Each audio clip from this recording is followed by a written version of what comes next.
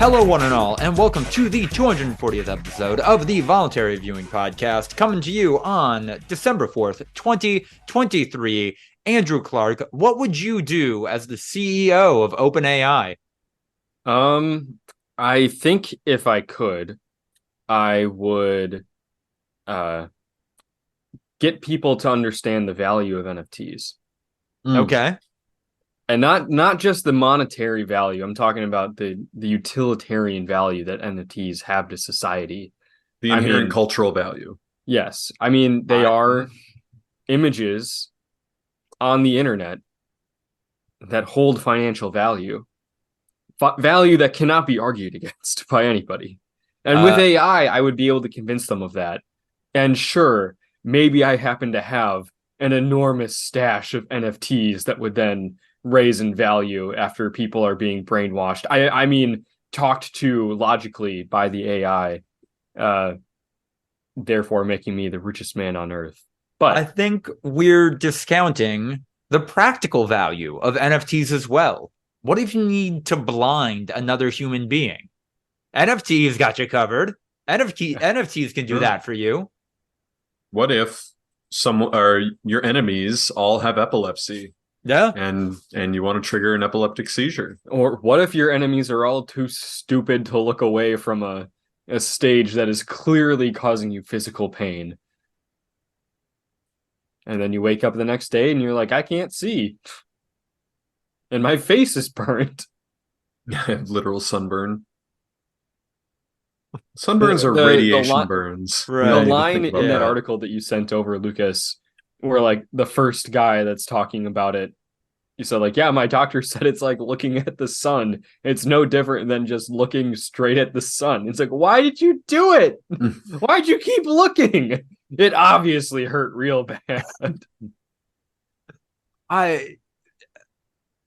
It's I don't know. It's like a psychological experiment almost. Like, hey, how much pain would you inflict on yourself for what amount of money? And I think in real world psychology, like the answers are always embarrassingly low, especially if someone doesn't have anything else to do. But like, this is the real world. And this was all hypothetical money. Like they were there to learn about the possibility of making scam money through NFTs. Yeah. But no, they blinded themselves in the But how are they going to look at those apes? Yeah. Well, it's like the BitConnect guy, right? Like he's fully in jail now. Like, oh, yeah. That was all just like I think BitConnect in particular was like one of the most egregious, like pump and dump type things. Mm-hmm. And yeah, that one guy went viral because he was so excited about BitConnect. And then it was like, oh yeah, no. Just a full-blown scam. Speaking of full-blown scams, Ryan, how long do you think Sam Bankman-Fried is going to survive in prison? I mean, he's not going to poor people prison, right? Like, he's going to some white shoe bullshit, like the ending of Wolf of Wall Street-esque thing, right? I mean, he faces a maximum sentence of 115 years. I feel like lifers. Yeah. He's getting Madoff shit, but like, I don't think he's going to like fucking maximum security. Yeah, well, I mean, Bernie Madoff went to easy prison. Yeah, exactly. Like that's the whole thing. That's probably like a good comparison. Like, yeah, he might be in jail for the rest of his life, and honestly, he deserves it. But it's not gonna be, a hard time with all the crooks. Like, I don't know, man. I'm just being realistic here. So I guess 100%. But I mean, what's surviving in prison? Because I mean, I guess, he's gonna die there potentially. Yeah. Is it when he's 90 of rectal cancer? Maybe, but like, Okay, so you're like 60 years. He's gonna make it 60 years in prison. Cool. I mean, I don't know. Is he suicidal? It doesn't seem super suicidal. seems pretty cool with everything. Yeah. Oddly he's so. winning, actually. This is what he wanted. Yeah, this is all part of the plan. You're not owning me. You're not owning me. You're not owning me. This is actually good for Step 7 in the process is actually go to prison. Yeah. There's 5 more steps here. Right. It's like a 90s era rapper who's like, no, you get cred when you go to prison. Like that's almost a necessity if you really want to go big. Goddamn. Also, hello, I am Lucas DeRuyter. Between the last podcast and this one, I was in Mexico City for Day of the Dead. There was a 30-foot tall Pancho Villa as a skeleton and also a centaur, which I think is rad as hell. But also, yeah, if I had to think about what historical figures would want to be a centaur, Pancho Villa is up there. Yeah, any horse motherfucker. Yeah. Fucking, I don't know. Well, Teddy Roosevelt or I don't know. Who's a big horse person? Hina from 7th grade. Yeah, I was gonna say I can name horse girls. We're talking about celebrities or historical figures, not celebrities. Matthew McConaughey, I think, would be cool being a centaur. Alexander the Great. Oh, he was a horse guy. He had like a horse he was in love with, right? Yeah, Genghis Khan. It's probably my mind went to anyone who was really good at war. Like, yeah, they're down to be a centaur because that's how you do war better. So yeah, Alexander the Great. Would those leaders want to be a centaur though, or would they want an army of centaurs? They would want to possess the powers of centaur, like not like physically. I mean, they would want to control centaurs.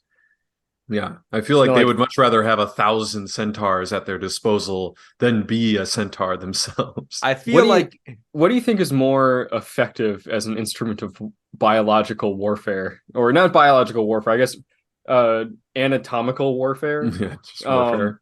A group of cavalrymen that are centaurs, so like they're the horse and the horse rider are perfectly in sync, kind of like a Japanese mech. Almost. Yes.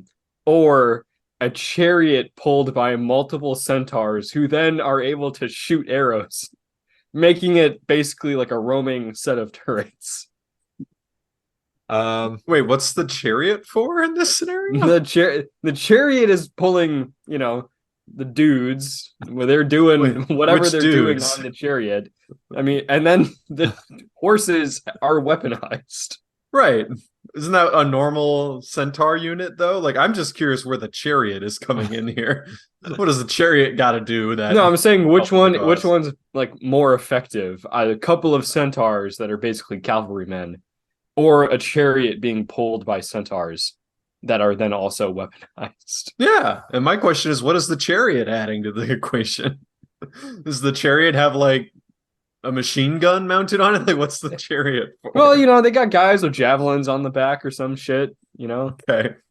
What if you had centaurs with guys on top of the centaur? They're not a cohesive unit, though. They're not. They're not in a chariot either. The chariot's physically disconnected. You could have archers riding the centaurs, and then the centaurs could also have a bow, and now you got 2 bows on one cavalry unit. That seems pretty lit. That seems like it could go well for you. That's your final answer. I don't know. The centaurs have arms, right? Yeah. Oh yeah, 100%. So 6 total limbs. Yes. Okay. Because that's always terrifying to me is when a centaur is depicted without human arms. That sounds like a fucking terrifying existence. Yeah, because they still have the 4 limbs that both the horse and the human have. Yeah. Like, doesn't make sense really for them to have 6. They should either have 4 and have no arms, or have 6 legs and 2 arms, 4 horse legs and 2 human legs that are useless. Just dangle there. 2 human arms. I think Odin's horse in Norse mythology just has 6 legs for some reason. Just because it's faster. Yeah. Also, I disagree with the conceit of wouldn't military generals want an army of centaurs rather than being... It depends on how boots on the ground they are. Like, George Washington absolutely would want an army of centaurs. Teddy Roosevelt, that dude would want to be a centaur. That dude, yeah. I feel like a lot of these guys, you're underestimating how much they'd be afraid of being a just fucking freak. Like, Yeah, you can't if you fuck can if you're a switch centaur. in and Like, out, like if you Andrew. can snap your fingers and become a centaur and then snap your fingers and go back to being a human, yeah, I think all of us would probably do that because Yeah. why not? Yeah. But like if you are permanently disfigured and are now going to be half horse for the rest of your existence, I don't know. That's a tough thing. I don't know that I would do that. That's They built different, is what I'm saying. They might be built different. I'd be curious. Centaur. I'd want to ask Teddy Roosevelt because he was like super racist. So I have to imagine he's like anti freak, whatever. But now he's Centaurs the most are a powerful race. freak. Yes. We need to respect them. Haven't run into them in Baldur's Gate 3 yet. Are they in Dungeons and Dragons? They have to be, right? I don't think so. Are they? I don't think they have to be. I mean, I wouldn't be surprised if they were.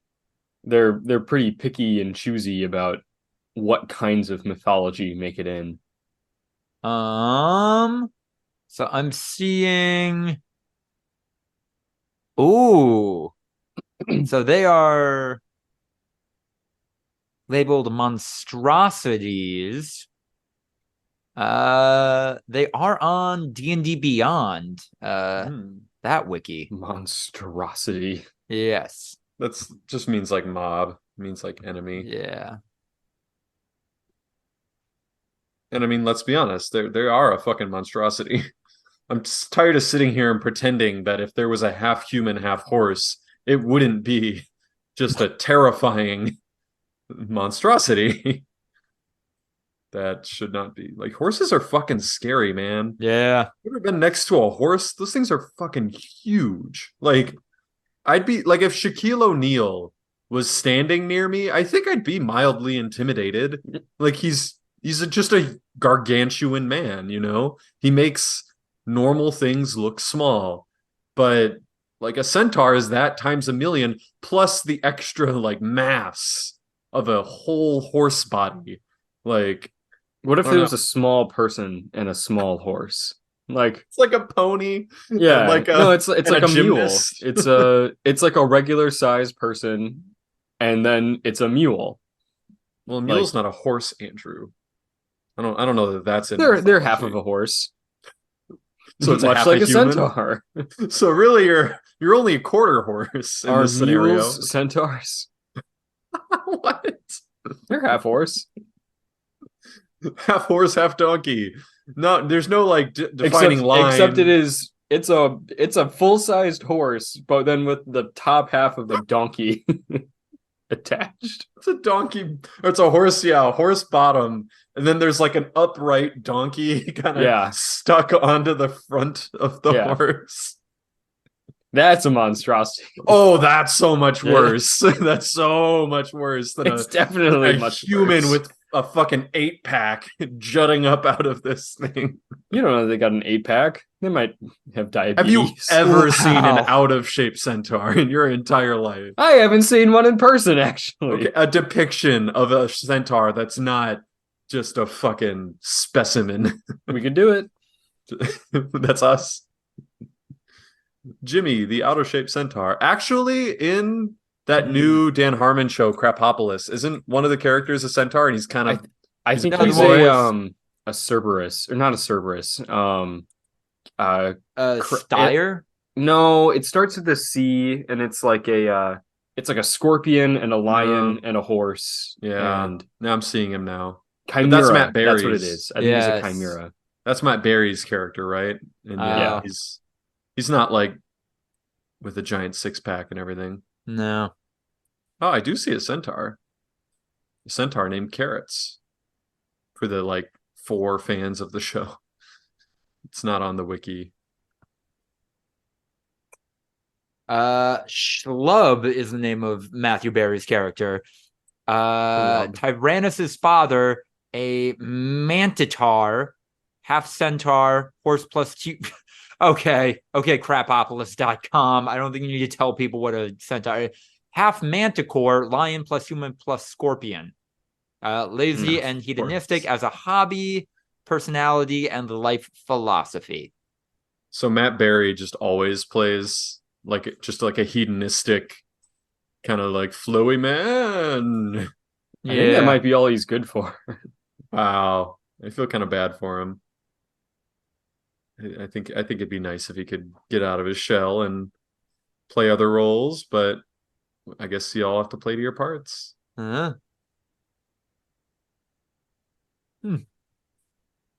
We got Game of the Year. We got Goaty. We got the Game Award noms. Goaty. I think as a consequence of there being a lot of good video games this year, the nominations are oddly unsurprising. They're all pretty. It makes sense. Game of the Year. The 6 nominees are Alan Wake 2, Baldur's Gate 3, Marvel Spider-Man 2, Resident Evil 4, Super Mario Bros. Wonder, and The Legend of Zelda: Tears of the Kingdom. That's probably going to go to Baldur's Gate 3. Like, maybe technically it should go to Tears of the Kingdom, but I think between recency bias and like Baldur's Gate 3 genuinely being like a more surprising hit for this year. Yeah, Baldur's Gate 3. I'll fucking riot if a sequel that, like, I know you guys liked it, but it's just a reskin of the old game with some new mechanics beats out like one of the most just audacious original titles to ever happen. You want to take this one, Andrew? I was gonna go in with a little more nuance, Ryan. I don't think it is riotous if that is the outcome. That's riotous. You guys are crazy. Here's the thing. Legend of Zelda: Tears of the Kingdom it's not a reskin, but it's just a cut and dry sequel. Like I will give you that. It is the old game with new stuff, like many sequels are. Breath of the Wild is arguably, I'm not going to say that it is the best game of all time because I'm not really interested in calling anything the best anything of all time, but it is in the argument of best game of all time. Not going to fight you on that. This game is better than that. Tears of the Kingdom is better than Breath of the Wild. It is. Everyone agrees. And literally everyone does. Everyone agrees. It has a better world, better mechanics, the building, the story is better. There's actual like character. It is a better game than Breath of the Wild. So you've got one of the best games of all time, and then a better version of that, meaning this game, through the transitive property, is one of the greatest games of all time. Now, I get why people would say, I don't want to give that Game of the Year because it is a sequel. It's not as innovative. You know, Breath of the Wild was more innovative because it was its own thing that came out first. And this was building on top of that. Baldur's Gate 3, it's got so much character and originality. I'm not going to argue against it as the Game of the Year. I can't. I'm having a really good time with it. It's unlike any other game I've ever played, which when you have anything that is unlike something you've played before, that's a ton of fucking value. The writing is spectacular. The voice acting is spectacular. It is a lot of fun to play. Like that's it. That's the whole thing. Those are the two arguments.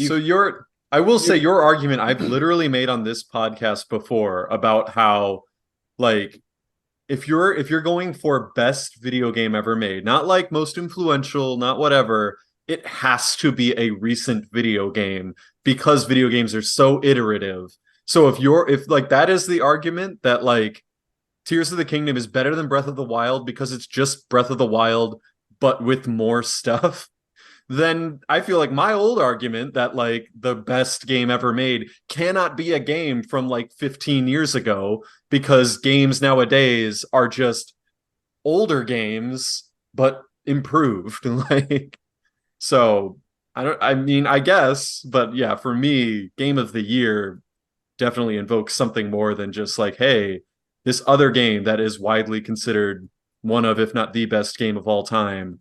It's that, but more. I mean, but it isn't just that, but more. It's that, but improved. It is not just a reskin.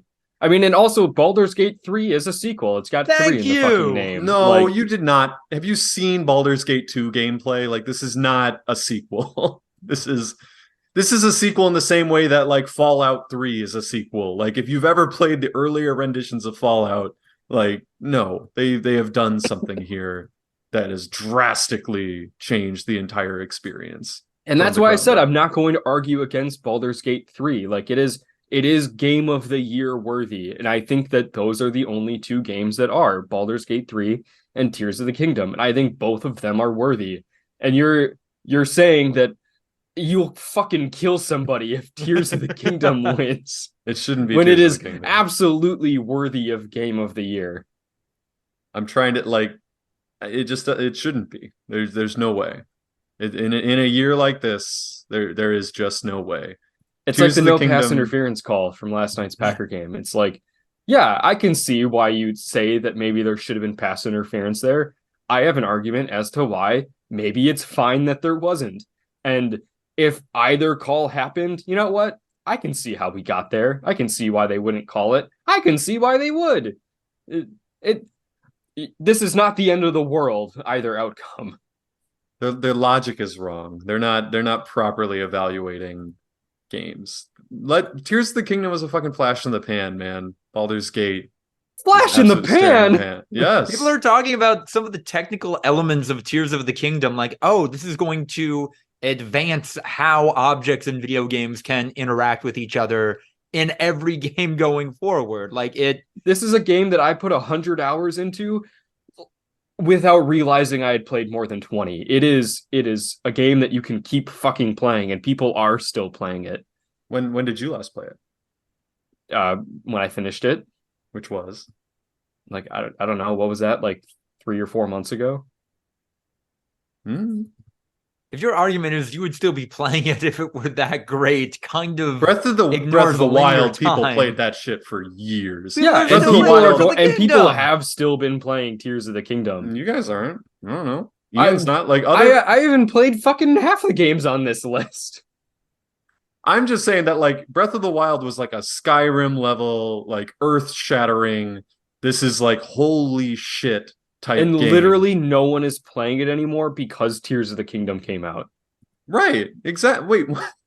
Oh, I That's see like what you saying did like there. Oblivion isn't important because yeah, Skyrim came out after that. That no, that's what I'm saying, is that like it can be as good of a game as it was, and people aren't playing it anymore because this game came out. And yeah, so you're what saying other that game Tears came out that was other than Tears of the Kingdom? That was more like that made Tears of the Kingdom obsolete. That you don't play Tears of the Kingdom anymore. Ryan. Yes, that game Wait, was what? huge, and this game is bigger. Oh, no, what? Tears of the Kingdom is bigger than Breath of the Wild. Yes. Lucas, help a brother out. Come on, man. No, it's not. No, it's not. This is the most anticipated game in the last 5 years. Anticipated does not mean bigger. Like, definitely not. It lived up to the hype. Like, Sure. I'm not saying it didn't. I'm just saying that, like, dude, Breath of the Wild was a cultural moment. People who had no idea anything about video games, like, got into gaming because of Breath of the Wild. And it had staying power that lasted years and years. And Tears of the Kingdom, the moment's already passed. And Baldur's Gate has already not eclipsed passed it. though. There's It just has, also though. been other stuff. Like, Yeah. you don't There was play... nothing that came out after Breath of the Wild. Like, there were no other games that came out that would have, like, But you're potentially also made acting stop like people playing it. didn't play anything else in between there. Like, people didn't just play Breath of the Wild. Like, it had its cultural moment, and people also did other stuff. Right. Yeah. And people played Tears of the Kingdom, and they also did other stuff. That doesn't mean that people don't still play it. I'm sure some people still play it, but I'm talking about, like, the entirety of culture, like, who is still engaging with this game, the community around that game. Like, I was still getting Breath of the Wild shit, like, in the middle of the pandemic, like, in I'm still getting 2021, Tears of the Kingdom 2022. shit. I Like, saw some spicy Tears of the Kingdom stuff the other day. Yeah. I'm definitely not. It's not piercing my that's bubble fine. whatsoever. It's not your thing. You're No, that's I'm not not- plugged into the algorithm. Breath of the for Wild you. wasn't either. Like, and I would get it constantly. Like, it's on another level. It just is. I don't know. Are sales numbers public? Like, I would definitely be curious about that. I don't think they are yet. Nintendo usually waits a long time. I mean, like there were initial sales numbers, I'm sure. So 31.15 million. Yeah.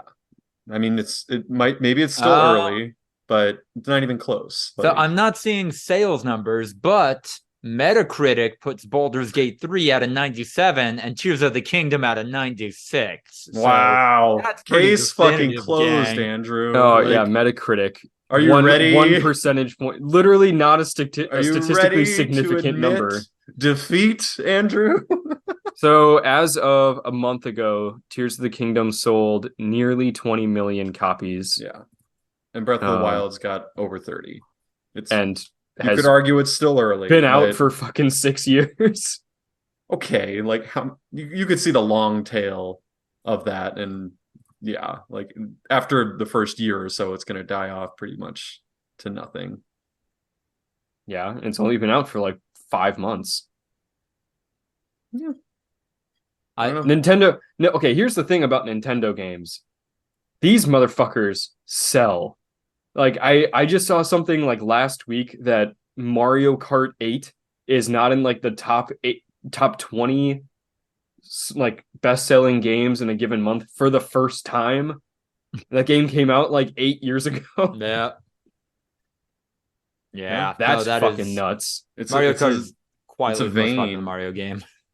It's a genre, like, and again, that's why I was bringing up the whole, like, people stopped playing Breath of the Wild because Tears of the Kingdom came out, because yeah, it's like a niche.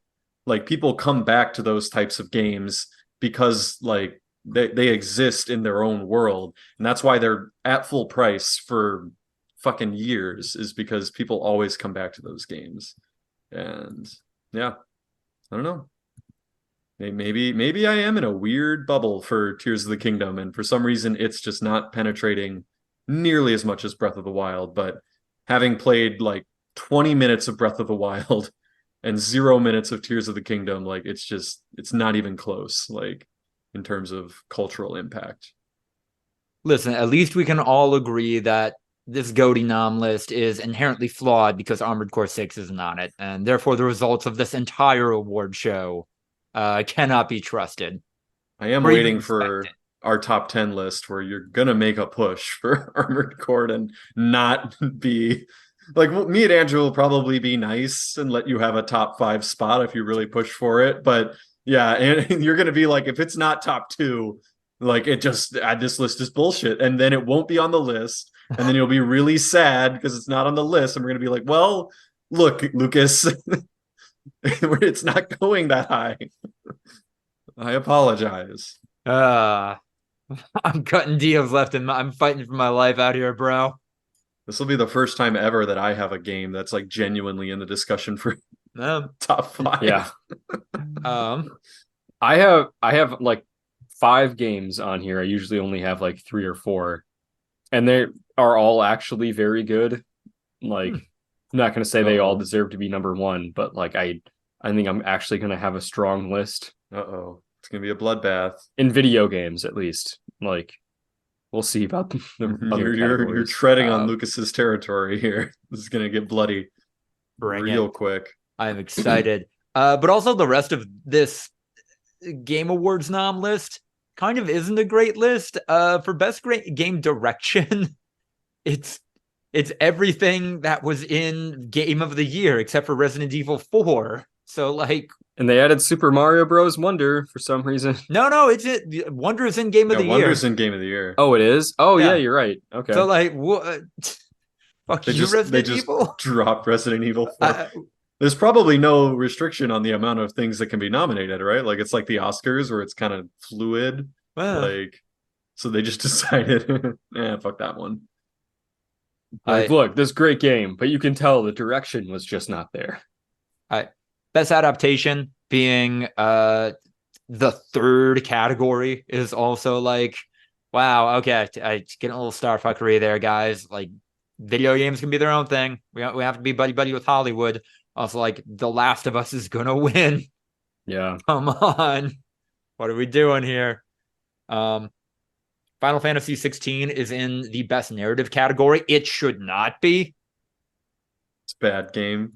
Bad game. Bad narrative. Bad narrative. Isn't Final Fantasy 16 the online one? Isn't that the MOBA? Or... That is Final Fantasy 14, and with the broken state of search on the internet, I was reminded of that very often playing Final Fantasy 16. They would auto correct the I to the V and stuff Constantly.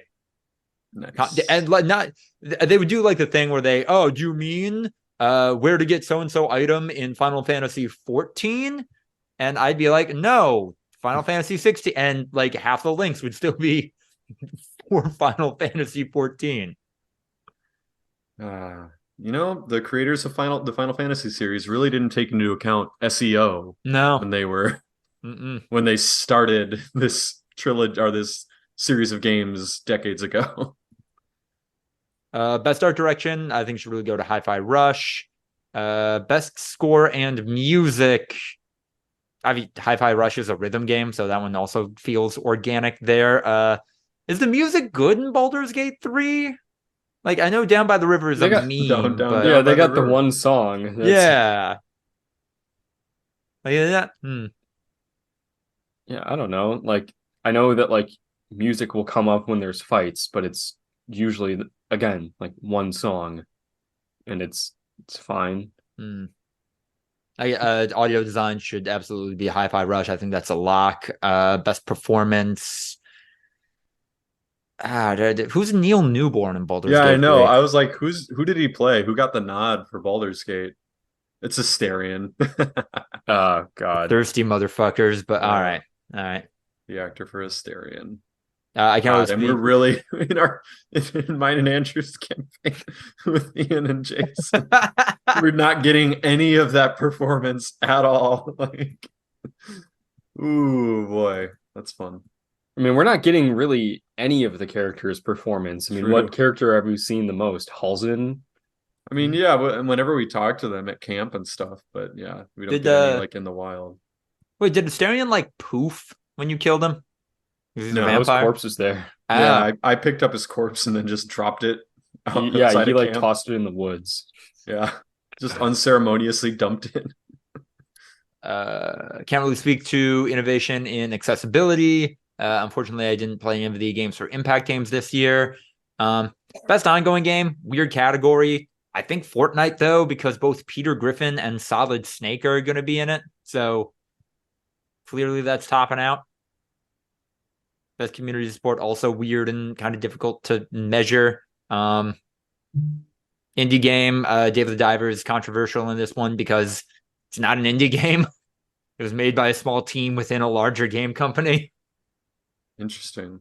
But I feel like, are they just prepping for the Microsoft apocalypse when like Microsoft owns everyone and they're like, well, it's a small team. I think Jeff Keighley Sony Santa Monica by Microsoft. Yeah, that's an indie group because they're tiny. Like they're only like 10 people made it. Meh. Best mobile game. I'm still not entirely sure what a Honkai Star Rail is, but that's doing really well. Best action game. Armored Core finally getting a genre pick. Should have been in there for acting. Should have been in there for score. God. Of those games, that's the only one I've really heard of. I know Dead Island 2 came out, but yeah, is it gonna win, Lucas? Armored Core 6. I could potentially see Hi-Fi Rush taking this one, especially after FromSoft got Game of the Year last year. So, like, do they need any more praise foisted upon them? But I played both of them, and I like Armored Core 6 more as an action game. And also, like, both games are, like, dealing with anti-capitalism storylines, and Armored Core 6 just does it so much better. I still never really understood like the need for action and action adventure being two separate categories. Like their action adventure just seems normie. Action seems indie. Andrew, are you shooting people in a hallway or in an empty field? Like that is the best distinction, I think. Marvel Spider-Man 2. Which one's which? Which one's the hallway and which one's the empty field? Action hallway, empty field, action adventure. Okay. Go. Action adventure. That's probably going to be. Well, maybe Zelda will get the Kwanzaa, but otherwise, Jedi Survivor. RPG that's locked for Baldur's Gate 3. Yeah, I forgot that Starfield. I guess Starfield didn't even get a nod, huh? For No, Goaty. Starfield. Or Hogwarts Legacy. Yeah, that one doesn't shock me. Yeah. Good game, but definitely not like great game. Like Right. that's fine. Huh. Just realized that Baldur's Gate 3 qualified for Best RPG, but not Best Sim Strategy Game. I mean, sim strategy is a different category. It's not RPG. Technically. It's turn-based combat. Yeah, it's not technically strategy just because it's turn-based, I feel like. Yeah, but I mean, so are JRPGs are turn-based. Like, would you call those like RTS games? I mean, Baldur's Gate is definitely a tactics game, and I would say that Fire Emblem Engage under Sim Strategy is also a tactics game. I don't think it's a tactics game. You use tactics in the same way that you use tactics in any game. It's definitely an RPG, right? Yeah, that's what I mean. Like, it's an RPG. No matter what it is, an RPG. A strategy game is a completely separate kind of game, and yeah, like there's some bleeding over in the same way that like you could have an adventure game that's also a shooter. Right. Like the combat is strategy and turn-based. You could do the entirety of Baldur's Gate 3 without combat. Like it's technically optional. So I don't know. I just realized that it's weird that there isn't a battle royale in the best multiplayer category. Also, I wonder, how does that work? Like, is that Baldur's Gate 3 is the game of the year, and there's multiplayer in this game, so it has to get best multiplayer. Right. Yeah. How many of the Game of the Year nominees have multiplayer? Right. Because in theory, then shouldn't they all? Yeah. Get nods for best multiplayer? I don't know that many of them do. Alan Wake 2 doesn't have multiplayer. Yeah, Spider-Man 2 doesn't have multiplayer. And Super Mario Bros. Wonder does, and they did put it on there. Okay. So, yeah. If you have multiplayer and you're in the GOTY nom, you do get best multiplayer. The logic does hold. Okay. I mean, makes sense. I bet you like for Last of Us or something, because that had multiplayer. I bet you that they wouldn't give it the nod because it's so like slapped on, like whatever. It was slapped on, but it also wasn't like you didn't have it in the main game. Like the multiplayer is pretty integral to like Baldur's Gate 3. Yeah. Like it's seamless with like the main part of the game that makes it great. Like I think that's kind of what their logic is. It's an add-on mode. Like if Dead Island 2 had been nominated for Game of the Year, it probably would have been in the, best multiplayer game category, just because you can seamlessly have multiple people playing the main part of the game. Right. Most anticipated game continues to be the weirdest category for me. That should go to Hades too, though. Also, I think Like a Dragon Infinite Wealth is out already in parts of the world. So that's weird.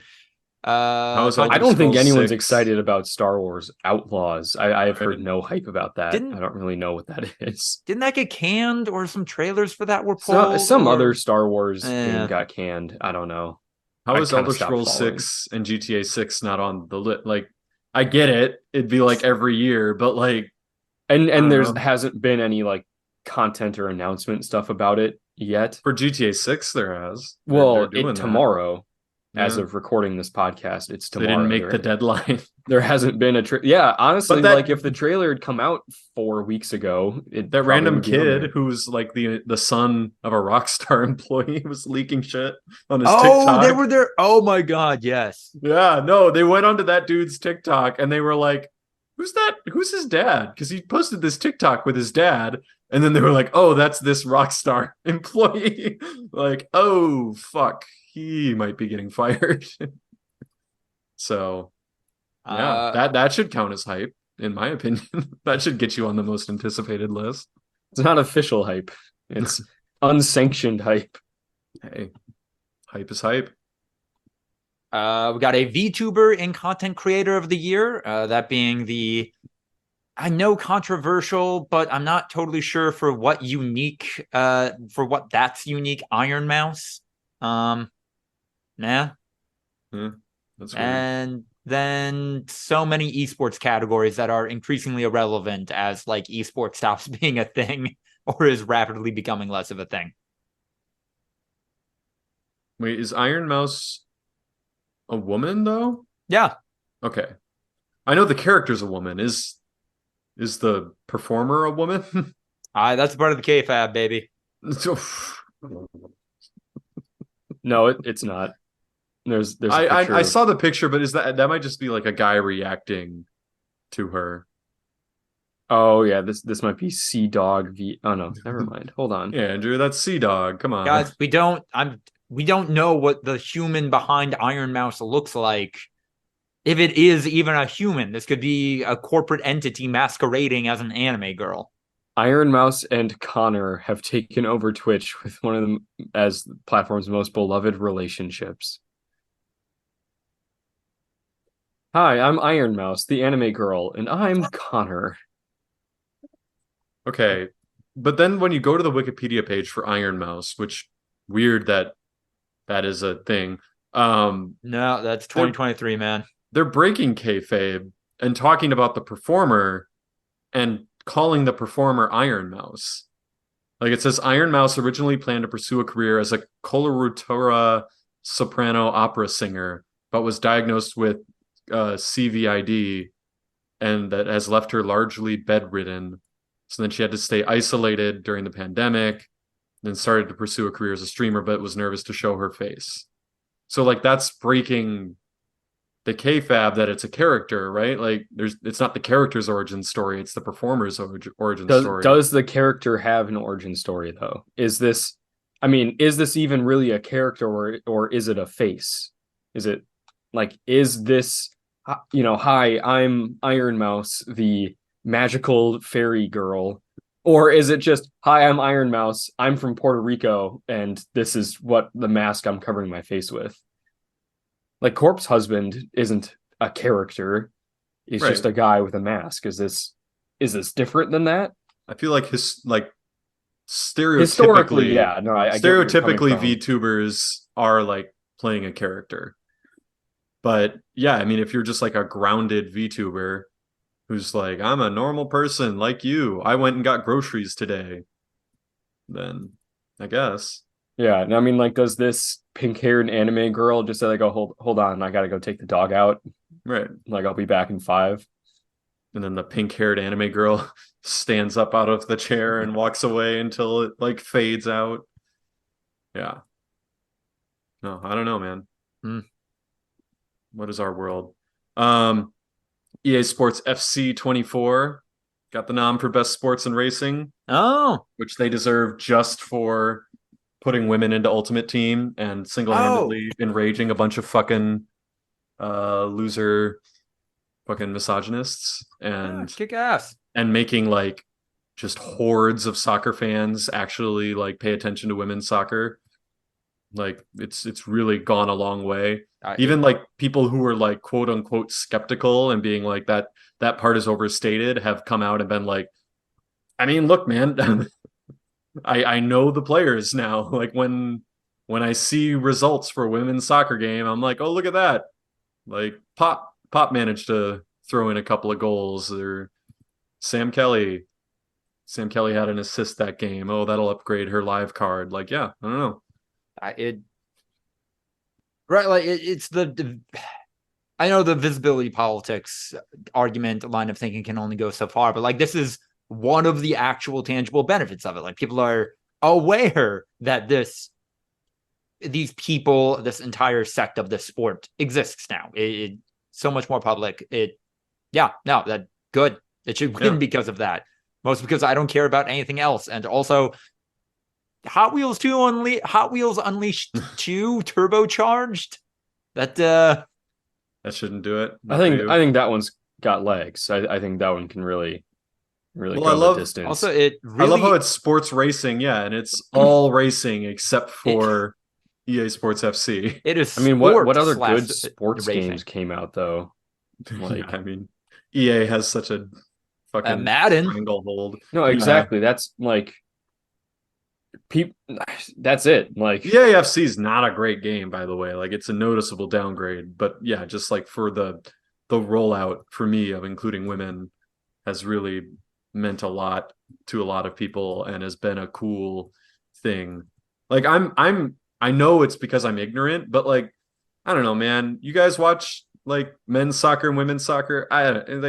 They both look like they're playing soccer. Like you know, I have zero like some of the issues that I've run into with watching like women's basketball or you know other sport that women play is like I played the sports and so I can kind of tell the difference and it's not as entertaining to me in the same way that like college football is not nearly as entertaining to me as the NFL or college basketball is not nearly as entertaining to me as the NBA because like that high level is where you can sometimes get the coolest moments when you're like really into it but like no man fucking soccer they look like they're kicking that ball real good like it's cool to watch and like women's like soccer is much more tactical and interesting for a lot of people to watch and I think people are discovering their love for that. I know like the one I've always brought up is women's volleyball. Like even volleyball stands talk about how women's like not beach volleyball, like actual gymnasium volleyball is better than men's volleyball because men's volleyball is fucking serve, like dig, set, spike, game over because it's just they're hitting it too fucking hard that you can't even play really. Whereas women's volleyball is actually like tactical and you get so many insane, like really cool moments because they're not hitting the ball 140 miles per hour in a way that you can't possibly stop it. So, yeah, you know, comme ci, comme ça. That is the 2023 Game Awards nominees. I'm going to be drinking and watching this and quipping about it on Blue Sky and maybe Twitter. I don't know. I got to keep my reach out there now more than ever. You're getting back on Twitter now that all the brands are leaving. Kinda. Now that they're canceling Elon, you're like, time to get back on there. I mean, I saw it. I have no other way of describing it. I think I saw an ad on there for a gun koozie, like you would put a can of beer in, but like a gun. The ads are out of control on Twitter, man. No. I've seen some like they are all either like fake junk ads, like for products that don't exist or are like scams. Or the state of Israel justifying a genocide. Yeah, dude, there's so much Israel on Twitter right now, which is weird because every brand pulled out because of the anti-Semitism. Yeah. And then Israel's like doubling down its efforts on Twitter. And like, hey man, we can all still be team fascism for a while at least. Like, we get it. Like, this is gonna collapse, but we can come up together for now. Tons of like right-wing movies. Like I see ads for those all the time. Yeah. No, I don't know, man. Back when I was in college, like we talked about how like the birth of most of the old-fashioned memes were on like 4chan. Yeah. And so I was like, I'm gonna go on 4chan. And that was the most shocking thing about it to me was the ads were such dog shit. Yeah. Like the ads would be like someone made it in MS Paint and it was like, click this link. And then it was like a just random sketchy link and like someone paid, you know, a couple $100 or something to run that ad. And that's what it feels like on Twitter now, where it's like some random shitty company paid like next to nothing to get their ad on Twitter, hoping that it would scam enough people. I did see one for like a silent basketball, it was clearly like a fake thing. There was a community note under it saying like this is not real. Like this is like you can see that like some of these videos have been edited and stuff, but like it's got the dude AI, you know, voice like text to voice, like insulting someone who asked a question about the ball. Like, is it really that quiet? Doesn't seem legit. It's like, that is such a stupid fucking question. But here, we'll show your dumbass why this basketball is so quiet. We have a special formula. And then they don't like expand on that at all. Yeah. I'm amazed that community notes have been allowed to survive on Twitter because they are gold. Like they really do call out the bullshit in a way that you wouldn't think Elon would be super thrilled about as a I mean, he's grifter. not like there's no quality control on the community notes. Mhm. That's the thing now. Right, but Is that you throw sources on there, like Well, there are some without sources and they're right, like and then very you don't antagonistic. you Like don't listen to those. Like if it's just clearly some rando yelling, but I like a saw- I'm lot of saying that times they're all rando now. Like there's I've not seen official plenty. shit anymore. No, I've seen plenty of that. Yeah, like they're well Oh, really? sourced, clearly written by like a journalist who's just like this, and this. Read these articles if you want more information. And like if it's something super controversial, I like to click the links and they're legit news articles backing up exactly what they're saying. And it's like, fair. I saw a community note recently that I don't think I'm ever going to forget, unfortunately. Um, about it wasn't like an announcement, it wasn't like a product, it was just someone expressing, man, I love the video game Persona 4. Really bummed about all the homophobia in Persona 4 though. And then the community note was, there is no homophobia in Persona 4. There is no homophobia in Bossing Say. Just literally. And let me Period. tell you, as a queer man, there is so much homophobia. Two different times that game is like, oh, this character is struggling with their sexuality. Nope, they're not gay. They're not trans. Society just made them think that. They're good. You need community notes for the community notes. But that's the type of shit that it's so easy to ignore. If someone puts a community note that just says, there is none, period. Like, I don't think anyone needs to be like, oh shit, the community note. Wow, it really came through here. Who notates the community notes? Yeah, we need Rorschach up in here.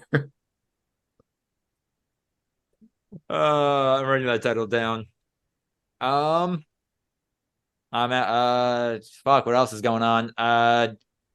Yeah, that might be the last time I ever linked to Kotaku in one of these documents because yeah, no, they laid off a bunch of people, including like peers that I have worked with.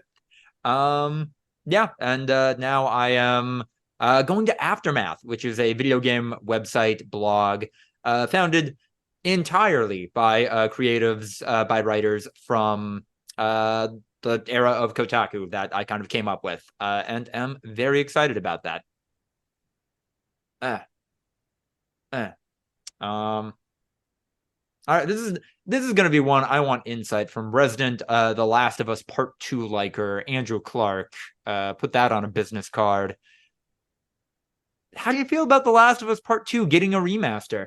I mean, it's really funny. Like it is like objectively that's funny. I mean, it's coming at a really like they did not read the room on this one because that's one of the things that like Naughty Dog has been criticized for extensively of like re-releasing games like way quicker than they needed to be. I mean, there's the whole Last of Us, Part 1. They renamed it Part 1, where they created a quote unquote remaster of a game that came out not that long ago that had already gotten an HD upgrade, which came out like a year and a half after the game first came out. Like it. Oh my god, that's right. And then there was The Last of Us Part 2, a game that came out like 3 years ago, maybe like less than 3 years ago, and then got an HD upgrade for the PlayStation 5 after the PlayStation 5 launched. That gave it like 4K and ray tracing and 60 FPS and a couple new features and shit like that. That being said, this game coming out as a remaster, like an upgrade, it has new features. It's going to have some sort of like roguelite survival mode. I know they said that it has, how did they phrase it? Like banned levels. Lost levels, like content that they didn't include in the main game. Which it's weird because that was a full price game that they admitted that they didn't really finish. It was kind of like The Phantom Pain. Like that game had a big section of the game that was supposed to be in there and they just didn't have time for it. And so like I'm wondering if it's that, like if that content's going to make it back in. And releasing it as a $70 game is stupid. That being said, I, as someone who owns the game for PlayStation 4, I can get it for $10. I think that's fine. Like, yeah. And I think that's how most of the people will get it. I don't think there's very many people that could be interested in The Last of Us Part 2 have not already played it. So most of those people that would be buying this remaster would be getting it for $10. And I think that's fine. Are you shelling out a tenner for this bad boy? I might. I mean, like, Yeah. because $10 is not a lot. No. I want to know this extra, lost level bullshit is. And like, I would never pay $70 for it. But, $10, fucking whatever. No. Maybe this roguelite survival mode is a lot of fun and I can get a couple of hours of enjoyment out of that. But like, charging $70 for this is fucking ridiculous. I have two thoughts to this. The first one, I cannot believe this is not branded some kind of director's cut. Like, this seems right for that branding. You wanted to pull a Kojima? It feels like it. Kojima did that shit too. Like, Death Stranding director's cut came out like a year after the game released, and it just added a racetrack. That's right. Also, combat missions. Which, again, like the part of the game that nobody liked and shouldn't have been in there. Let's see what Death Stranding 2 does. But also, this is very much evocative of the more Japanese video game practice of, we're going to release a game and then X amount of time later, we're going to release the enhanced edition of that game with a little bit more fun content in there. I mean, I got to be critical of this. Like, I ripped you apart for buying Persona 5 more than once. Yeah. And I think you bought it 3 times. Like, twice. The other one was a spin-off that wasn't very good. And I got it for free. Oh, okay. Yeah. But yeah, like, this is pretty, like, obviously cash grabby. And yeah, like, I'm fine paying $10 for it. It should have just been a $10 add-on to the game. That is, even if you bought the game brand new now, like, it's probably like $15 or $20. Like, you do that, if there's a $10 add-on, like, it's basically a DLC, that's fine. But don't release it as a full-on ass game. Full-on ass game. Ass game. I mean, 2023. What if it's Last of Us Part 2, the Craig Mazin cut, and they just make the story better? What if there's that? Would you pay full price for that? I mean, what if some of these lost levels are like just alternate sequences where Joel doesn't die or whatever? Not Joel doesn't die, obviously. Like, again, it's never gonna happen. But like, everything changes because they want to make the story better than it is, and because they said that season 2 and season 3 of the show will feature stuff from the lost levels, and that's why it's important to play them and Jesus shit. Jesus Christ. Yeah. Speaking of ass games, Bethesda is sliding into negative Steam reviews for Starfield, like a toxic ex sliding into social media posts of people alluding to frustrations with their past partner. It is. I've seen small businesses do this. Yeah. Which is always really funny when you see a bad review and then like the actual Google account for that business will come in and say, like, actually, we remember you and you were really rude to the waitstaff and you didn't pay and we actually got you your food on time, but you like refused because you were on your phone or some shit. Like, it's really petty. It is of that nature. It is people saying, I think I enjoyed this game overall, but like the loading times were really annoying to me. And then Bethesda saying, I mean, you shouldn't have been annoyed by the loading times. Yeah, you're probably running it on like a PC that isn't, up to spec. And even if you are, you consider how big this is. You don't have a GTX 4080? Sounds like a you problem. You sure you could afford this game? Yeah, I don't know. It's pretty fucking sad, bro. And I don't. I get that like an end goal of PR of a communications team is you need to be reminding people at every corner that like there are people behind this game. And when you leave this kind of review, you like genuinely, even in a small way, impact like a team of people working on this that could trickle down into how much money they make, whether or not they still have jobs being affected by that. But the way Bethesda is doing it is making people think the team that made this game suck and are annoying and not generating sympathy. So, yeah, this is hilarious and very weird. And I don't know. I hope the people on that team are stuck between a rock and a hard place of realizing how messed up it is that they have to do this. But their bosses being like, well, what else can we do to make people like this game? Nah. No. Yeah. I missed the trailer for The Boys. What's going on there? Oh yeah. I mean, a bunch of trailers dropped in the last few days for shit specifically that we like. Yeah. I The like shit that we Boys. like. The Boys had their teaser for I mean it's a trailer. I think all of these trailers actually called themselves teasers, but they were like full on 2-minute trailers. Boys season 4, no release date. They just said 2024. Yeah, looks like The Boys. House of the Dragon season 2 had their trailer. That looks fun. Excited for that. Lucas, you should watch season 1 so you can watch season 2 with us. Is season 2 the final season? No, just well, not that big of a time commitment. You can do it. And then the Fallout TV show had their trailer. Looks like Fallout. But like, what do you mean when you say that? Because there's good Fallout and bad Fallout. It looks like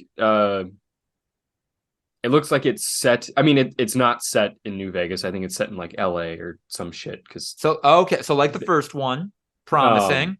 Yeah. So like it looks like it's taking a lot of like visual inspiration from like New Vegas and the originals. Mm-hmm. But I mean, also, feels a little bit like Fallout 4.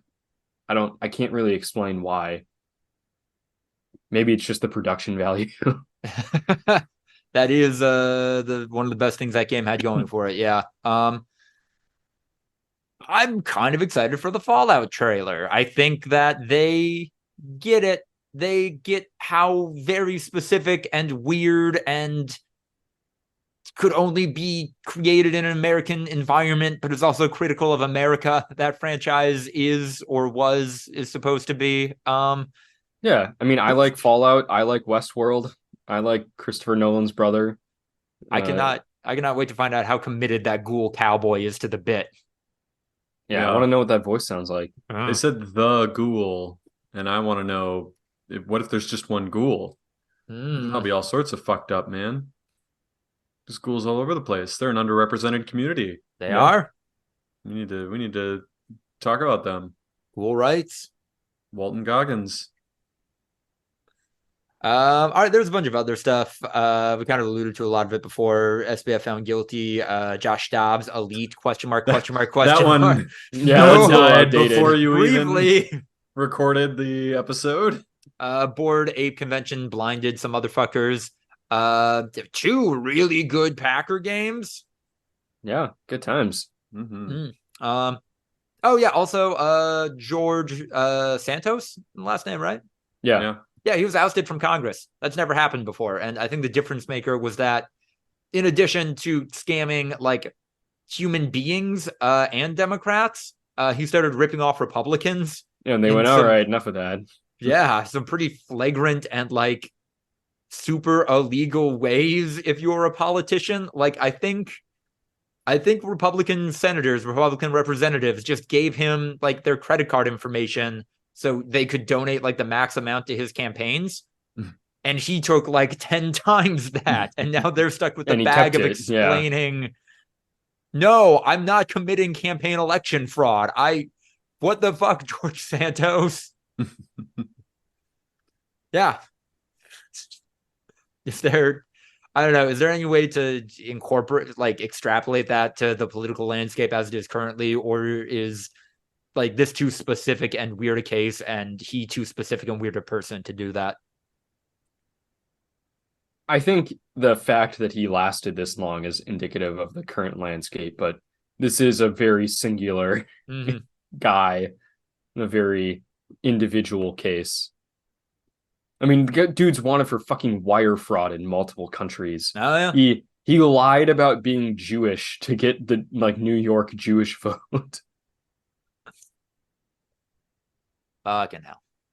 Yeah. All right. Out of Congress. First time that's happened since like the Civil War.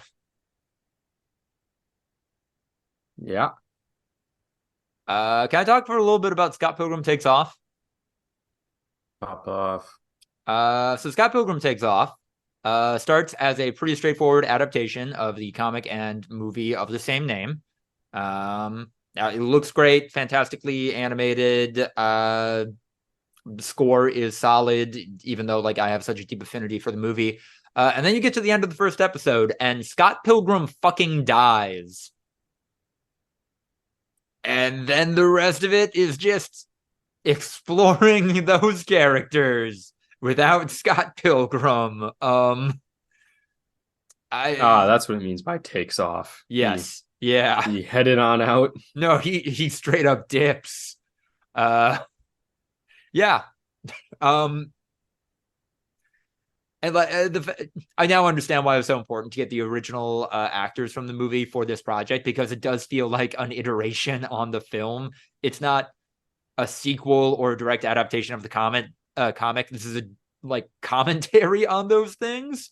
So having these characters like expand out, these actors expand out these characters this way is fun, and I enjoy it, even if I feel like the animation gets a little stiff in later episodes, and also, boy, it kind of lets Scott Pilgrim off the hook for his scumbaggery, and that particular bag of scumbaggery, that like toxic nice guy gameriness, is more insufferable and more prevalent than ever, and still needs to be taken down a peg. And I get like I can always go back and read the comics if I want a story about how much dudes like that suck, but I don't know. I would have liked a little more acknowledgement about how people, the Scott Pilgrim IP, unintentionally like promoted this kind of dude because people misinterpreted the themes of Scott Pilgrim. And we're like, no, this dude rocks, actually. I should date a 17-year-old. Yeah. So I like it. Interesting. And like one of those things that it feels like it's made for me specifically. So I enjoyed it. How's Scavenger's Reign going? It's really good. I mean, I finished it. I watched all 12 episodes. It is like I saw so many like people talking about it. I was like, okay, I'll give it a shot. I'll watch it on the plane ride out to California. And it's an uncomfortable show to start watching on a plane without having any idea what you're going into, which I didn't, because there is so much just like gore. Because it's when you grind it down, it's a show about nature, but like kind of through the perspective of people that have no idea what sort of ecosystem they're in. And it is brutal. It is rough. But it is gorgeously animated, and like the score is awesome, and the characters are like so easy. Like you really just start off in the middle of it, and like you like get to know the characters as time goes on, and like it like just I don't know. I loved it. The show is really, really fucking good. And it's like maybe not for everybody. I don't know for certain that like Ryan, you would like this show. Um, Lucas, I think you would like it. Ooh. As somebody who once said that you wish there was more body horror in Yeah. Annihilation, I think you would really like this show. Um, that is fantastic, and I am sorry to tangent super hard. But Rockstar just released the trailer for Grand Theft Auto 6 because it leaked on Twitter. Do we want to live react to this? Oh fuck. Maybe. Dropping it in chat. It's at the very bottom of the article. Are we gonna do this? Live react. Yeah. Trailer leaker account suspended. Is that the bottom? Okay, please enjoy the real thing We on need to YouTube. queue up at 0-0. Yeah, and then we're just gonna count it down. All right, let's do this at 3, 2, 1, go. 3, 2, 1, go.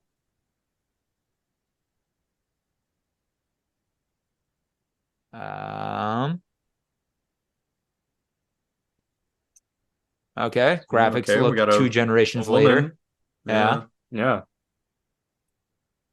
Is That's this props good. Florida? Yeah, it's Miami. It's gotta be Florida. Oh, Yeah. ooh, The Bayou. glades. This looks sharp. Yeah. Oh, if you see the leaked shit from that TikTok I was telling you about, it's yeah, it's pretty ridiculous. Huh. I'd have to be keeping it in the same engine because of that modding community, right? Like there's only so far they can.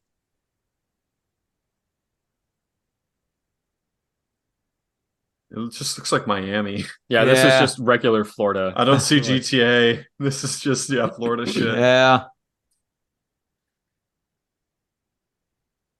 Oh my God, extra floor. Okay, yeah.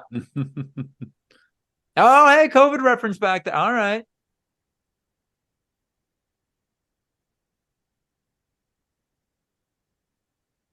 Oh hell yeah, Buccaneer. was that Joel? Was Now we that got like a Bonnie and Clyde vibe. All right. All right, because playable woman. Yeah, there you go. damn? So I think we had pitched a while ago that the next GTA should be an MMO. I'm not seeing anything in there that makes me think that's impossible. I mean, I think it'll be the same as 5. Like they'll have Yeah. a very fully fleshed out story, and then also a Multiplayer. very big I online community. I think it has to be like a Destiny thing, where like, yeah, you can do this by yourself, but also people are around all the time because now anyone playing GTA 5 is doing it online with people. Yeah, I but think the that will main be game what is yeah, the that's what main GTA game's Online will be. right, Yeah. exactly. The main game always it's not you don't get to build your own character and everything like that. You're Okay. playing as a character. I So, think people kind of forget just because GTA 5 has been GTA 5 has been around for so long as GTA Online, but like GTA or GTA 5 was just the single player game for like over a year before GTA Online launched. I don't think it was that long. It was a long time. No, it was like a month or two, right? Really? I thought it was like a fucking year. But anyway, like GTA 5 was the single player game, at least when it launched, and it was good. It was And only it two is weeks. really, I fucking Mhm. I remember that as a lifetime. Yeah, it was a lifetime to be fair because everyone was playing 5 and everyone was having a fucking Oh, it was blast. like a year after GTA Online launched that the heist started coming out. Oh, longer than that, dude. Was it? Heists were like 3 or 4 years. Everyone had moved on by the time heists started rolling out. And then it kind of came back. Okay. Yeah, Anyway, like GTA 6 will have a fully fleshed out single player game, and it will probably be really good. yeah. No, this game looks insane. Like GTA 5 single player is a fantastic video game. Like GTA Online is really interesting and innovative and everything like that, but like it's pretty shallow. It's just for dicking around with your friends. GTA 5 was a fucking masterpiece Yeah, of and that was a a game story mode. with commentary. Like that wasn't just like a fun place to explore and shoot cops and blow up cars. That was a legitimate ass video game. But all of those writers left. So So step in, Lucas. I Yeah, mean, you're up. you can work on GTA 7 for the next 15 years. I got turned down. I applied to that job. I applied to that I can write quips. I can write like NPC barks. I'm with it. I'm topical. No. Didn't have me. Could not work. Couldn't do it. Now you won't hear stuff like no, can't even do it on the spot. They were right not to bring me on. Maybe, honestly. You weren't cancelable enough. You gotta Right. you gotta say some shit. Mm, I can say some shit. Also, as far as breakouts go, I am like half an hour into H Bomber Guy's new 3 hour and 30-minute long video about plagiarism. And I'm enjoying it so far. He is dropping one video a year in which he just roasts some pretty scummy people in the world on the internet. And yeah, I'm having fun with this latest bout. Do either of you remember that an IGN writer, IGN video producer, got fired for Yeah, plagiarizing he and putting stole stuff on IGN. someone's review of some platformer. What was it? Dead Cells. Dead Cells. Yeah. So he had been doing that his entire career. It wasn't just that one instance, obviously. Damn. No, he got that job because he amassed a following on YouTube by plagiarizing videos from other people, other places.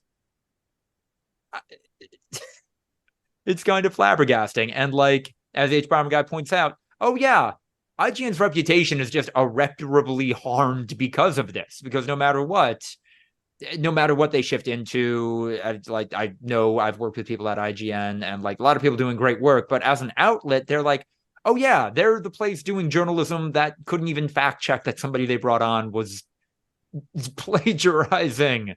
And that really sucks. That sucks for all involved. Not so fuck that guy. Nah. Ryan, you checking anything out?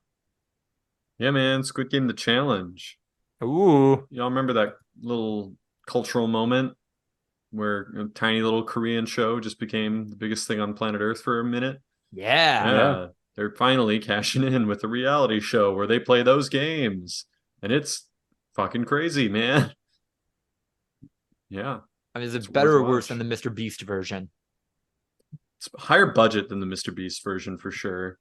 I think they're doing a lot there. They're not nailing it. Like the execution is not there, but it's worth watching just because of the spectacle of it all. Like they are Yeah. very faithful to the original sets and everything like that. Like Glass Bridge is kind of breathtaking. So, yeah. I don't know how they pull it off. Like clearly they're not just letting people fall 30 feet to a mat, but Did it looks like, yeah. Did they have a different selection process for the Glass Bridge challenge? Because I feel like if you watched Squid Game, you know the setup for that challenge, and you're like, no, we're all, and it doesn't even happen because you're all fighting nonstop about going last. They do a few fake outs. Also, last is not good in that game because of the time limit. I think you want to be like 17, Back third, maybe. yeah. Like you want to be towards the back, but not the literal back. Mhm. But yeah, I mean, I don't know if you guys are going to watch it. I'm down to spoil everything if you want. It's up to you guys. Spoil it, baby. I don't care. So basically, they always had to do little tricks to get people to actually do it.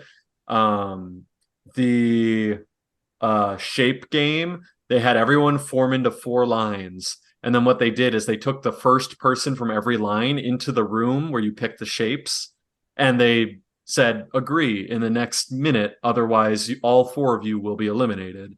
So, like, the first 2 rounds, all 4 of them, like, everyone refused to take Umbrella, and they got out. So they eliminated, like, 8 people before the game even started. And then the third one, this jock guy who had been kind of a bit of a villain, just bullies the shit out of this Mormon guy into picking Umbrella. And then his whole team is like really pissed off at him and everything. It's a fucking mess. But yeah, they always had to like find ways around it. For the marble game, like they had all these tests in between the games, so they have like filler material because it's not that many games in the grand scheme of things. Yeah. So for the marble game, like one of the tests was like everyone needs to like juice these oranges within an hour and you'll get a reward. And everyone's like, oh, weird. So then they did it and they succeeded. And so then they're like, your reward is a picnic. And everyone's like, whoa. And they're like, please line up in groups of 2 to receive your picnic. And they all sat down for the picnic with the people that they're probably most closest with. And then they, at the bottom of the picnic basket, put the marbles. And they're like, I got you, motherfuckers. You let your guard down, didn't you? And there were like, at least a couple of people that figured it out and were like, I'm not picking someone I know like to pair up with. That didn't go well in the show. And then for Glass Bridge, they had a claw machine, and it was like you pick a bear, and then that bear has a jersey in it with a number, and you get to give it to whoever you want. So if you get number 1, like you give it to someone you don't like, basically. But then they kind of, I think someone read the Reddit comments for how to make Glass Bridge fair and not just bullying the first few people to go. and they more or less stuck to it, where everyone takes one jump. So it's like 50%. Like everyone has a 50% chance essentially. Like there was 17 jumps you have to make, and there was 20 of them total. And he's just like 18 through 20, they got off scot-free. They're lucky. But everyone else, it's like one is the first one, 50-50, and then two passes them, 50-50, three passes them. They can make it across the whole way. Everyone has essentially the same chance to make it. And yeah, it's more or less equitable. There's a few people who get off lucky, but everyone else, it's a fair chance. It's a way to make the game fair. And there was one contestant who was like, I'm not jumping him. Fuck that. And then it got a little hairy, but yeah, for the most part, they stuck with that and were able to make it somewhat fair. So I don't know. It's been interesting. They've had to. I'm curious how they do the finale. That's coming out tomorrow, because I don't think they're just going to do a brute force Squid Game where the objective is to like slam into someone as hard as you can. Yeah. But also some of the, like the cookie one, for example, that had a solved solution. They reach this is how you win this in the show. Does everyone just lick the people cookie? Were doing it. Yeah, but I mean, no, it's not solved. It just makes it easier. I think the winning solution was actually not licking the cookie. It was spitting into the tin without the cookie and then putting the cookie on there. And so like while you're carving it with your needle, it's rubbing the cookie on your spit constantly, naturally. Yeah. So you get the carving and the like spit wearing away at the bottom all at once, like without having to like lick, then carve. So how do they handle the guys in masks coming out with guns and blowing their brains out? There were no guns. There were plenty of guys in masks. They had just like little squibs, very similar to Mr. Beast, and just they didn't tell you to act dead. They told them, and this is through TikTok. They don't explain that on the show, right. But they told them the more dramatic your death is, the more likely that you'll be featured on the show. Because there's 450 of them. Like, yeah, most people get no screen time at all. So they're like, if you go like and flail and fall over, you're more likely to get on camera. So I mean, also like in the spirit of the original show, once we get to the mid part of the season, every 20 minutes, this is cutting back to Netflix CEOs just saying the word 69 a whole bunch, right? Yeah, no, exactly. Okay, there's a lot of white folks just going like, I hope that one wins. Yeah. How much organ harvesting was there? And I said yesterday. Yeah, you asked about the organ harvesting subplot, and very little, but there, like I said, there's like tests that they're performing that are, I feel like, replacing that like filler between the games content, where it's just like, oh man, we're putting a phone in the room. The phone starts ringing. And then it's this same dude who answers it like both times. The first time he answers it, they're just like, you win a pizza. And then they bring out a pizza, and like everyone starts fucking like zombie mode, like stealing his pizza, which is weird. And then it rings again, and he was just camping out next to the phone. He picks it up immediately again. And I think the challenge was like, you need to get one person in the room to take the phone from you within like 2 minutes, or you will be eliminated. So it's like a social and then that person would then get, it's like a It Follows type situation. But he couldn't convince anyone. He was kind of stupid. The thing about this show, like when you watch Survivor or like other reality shows, it's like people who are pretty up on it and they really have the game figured out and have strategies and stuff. 90 to 95% of these people are fucking stupid. Like, are just for that one in particular, dumb. you just say, hey, they won't give me another pizza because I won again. Who wants it? And then that's what he said. He was like, who wants a cookie or something like that, or a chocolate muffin? It was like, you need to take the phone to get a chocolate muffin, and everyone was like, I would have just been like, hey, the next challenge is starting. They're giving us like numbers. Mine's 14. Like line up. You could have said anything. He was not able like to that's do it. like that. It seems so easy. People were sussed out by him anyway, so I think bad vibe. But no, okay, yeah. Like I think there was, like I said, 90 to 95% of people are just fucking morons. There were people like oh yeah, I'll take. And then their friends would literally grab their arm and like pull them away, like get the fuck away from that phone. Are you the dumbest person alive? So yeah, and then he just casually gets eliminated and is like, all right, well, that was stupid. What'd you So get? What'd you get for camping? yeah, no, he did deserve it. I need to grab a package super quick, but if y'all want to talk about Gen V, I will be back in a moment. All right. Yeah. Oh yeah, Lucas doesn't care about spoilers. I feel like we Yeah. were waiting, but then he doesn't care. Yeah. Okay. So yeah, Gen V. We've both seen it now. It's a show. I watched it when I had the flu. That'll probably taint the viewing experience at least slightly, I imagine. No, it was just like I didn't have I wanted to watch a bunch of movies, but like a couple of the movies that I wanted to see either weren't on streaming yet, or I didn't have the service, or I just couldn't find them. So I'm like, all right, fuck it, I'll watch a show. What's a show I haven't seen? Oh yeah, Ryan said I'm supposed to watch Gen V because it ties into the main show. Yeah. I I don't mean, think you my agree viewing was now. tainted. I think I Yeah. felt exactly the same way you were talking about how you felt about it. It's like, well, this is fine. I don't really care about this all that much, but it does seem important to the plot of Yeah. the other show I do care about, Yeah. I feel which like I you agree hate. now that yeah, it Yeah. is somewhat necessary. And it does get better. Like I did not Yeah. hate the show or anything. It just didn't like love it all that much. But I hate that there's so many fucking cinematic universes now where the boys is this show that like is like kind of in its essence shitting on all of these other superhero like movies and TV shows and their connected universe bullshit, and they're just straight up doing it. Yeah. Yeah. I mean, they're doing a Spanish version, right? Are they? I think that was just announced. Los Hombres. The Boys Spanish spin-off. I think it's still a spin-off. Spanish language spin-off for The Boys that would be set in Mexico. Introduce a new set of heroes. Mm. So, But like Vought's whole thing is that it like the superheroes only exist in America. well, yeah, but after the Compound V shit came out, I think that cat's out of the bag a little bit, right? I guess.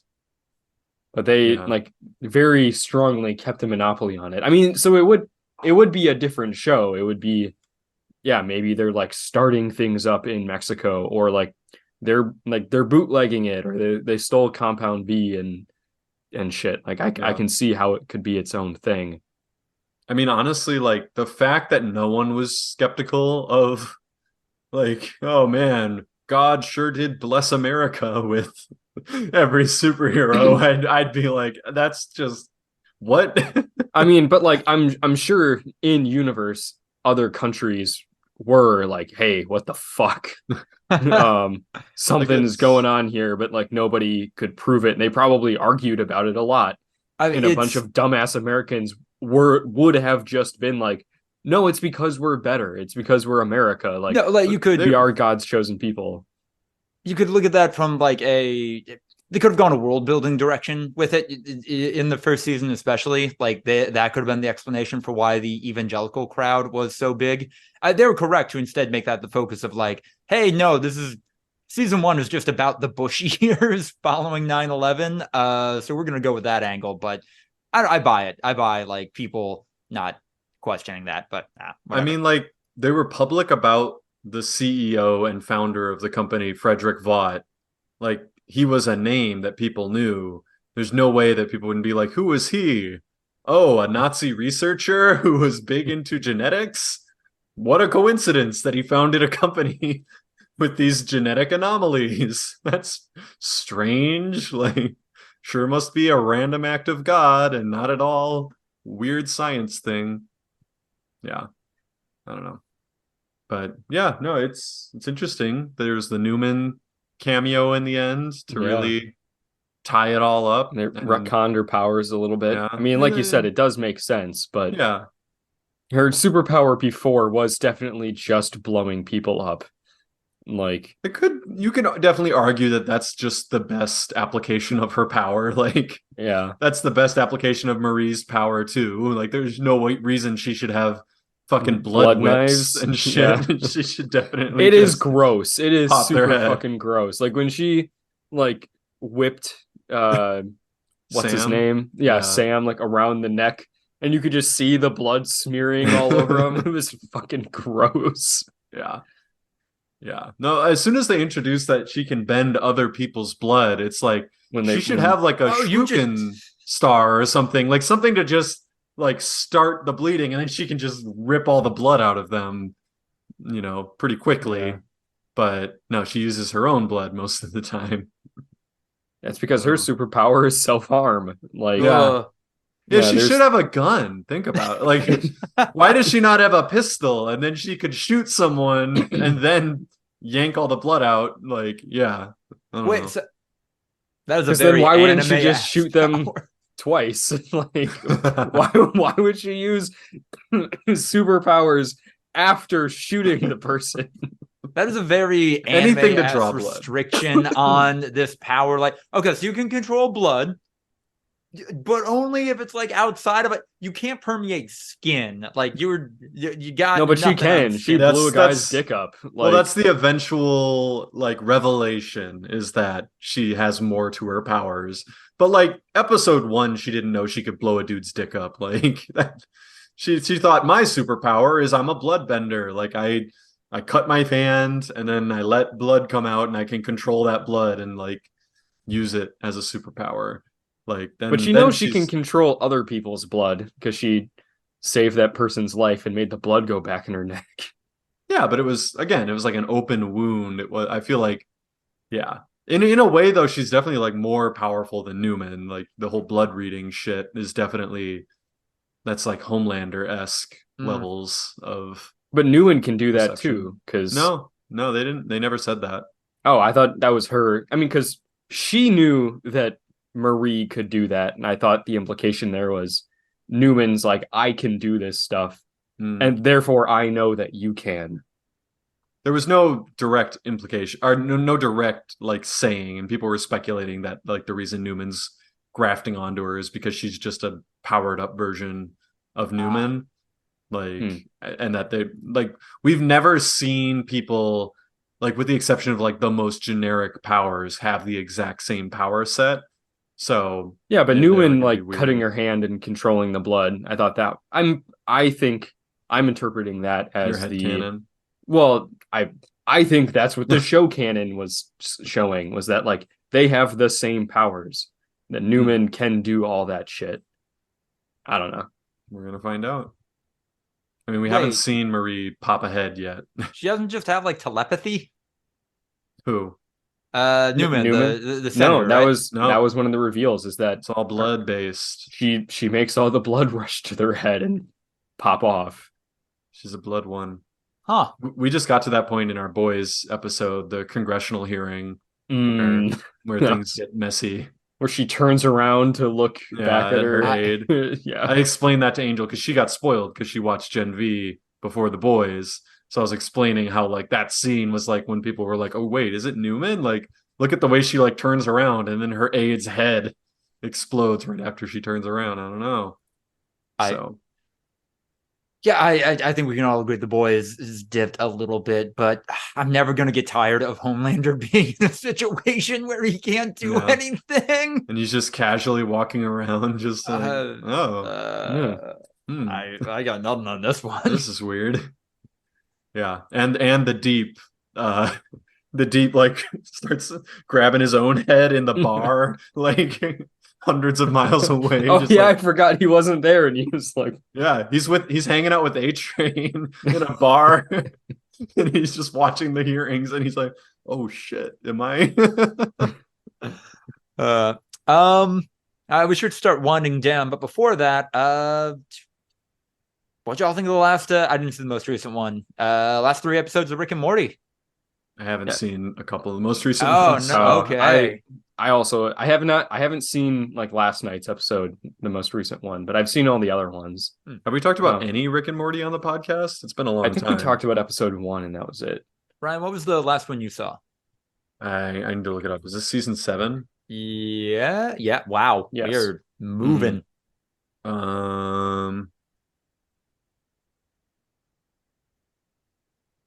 hold on. Now I'm confused. I know I've seen the spaghetti one. Okay, I Yeah. like that one a lot. Yeah. What's episode 5? Unmort Rickon. You would know if you saw episode 5 or Yeah, not. that's the spoiler heavy one. Yeah, Like, I haven't seen that one then. Uh, So yeah, I'm like way yeah. behind. No, I like that was good classic Rick and Morty. That was let's take this sci-fi concept and push it exactly as far as it'll go. Yeah. No, I don't know if I can eat spaghetti again. I had spaghetti recently and it was delicious. What if you like, you know, Yeah, are you just asking me what if I gave them a single claw-like appendage so the only action they could do is to kill themselves? Yes. Okay, because I can do that, but I need you to communicate. Oh man. Yeah. The President episode 2. I saw that. Classic Virginia. mhm. And then yeah, the half Rick, half Jerry. Jerry, Yeah. where they are like, this is like the Ravens again. It's the Crows again. I The fact that like Rick felt Jerry's brain and immediately just grabbed a gun to kill himself. no, because he is just yeah, no, with his fucking psychology. Of course, he hates himself so much that if he did not have like his ability, he just like, well, no, God, there is nothing stopping me now. No, I thought it was like, oh my God, this is too unbearable to like feel Jerry's lesser brain. Like I can't take this even for a second. No, I thought it was just yeah, his mind in Jerry.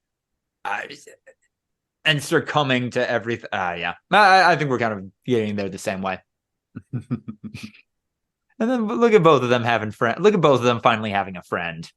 By They being always do. Like I feel like whenever they drop the Jerry and Rick shit, they're always Like they're really good friends. friends. Yeah, they just hate that they are.